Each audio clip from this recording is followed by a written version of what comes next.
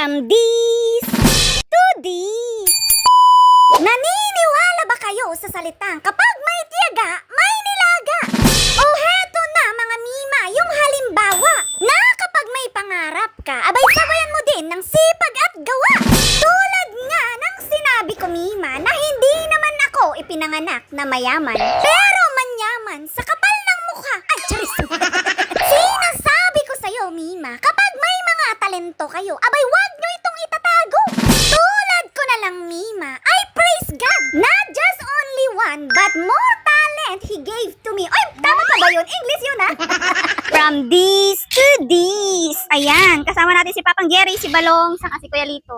Ang aming pinag-iipunan. Ito din yung kita namin sa pag-promote, sa pag-vlog. Eto na yun siya mga mima ko. Kaya huwag kayong mawala ng pag-asang mag-vlog. Mag-vlog na nga, mag-vlog.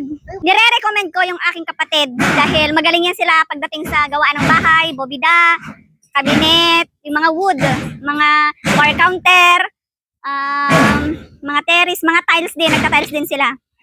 All in one. All in one ba tawag doon? All around. All around.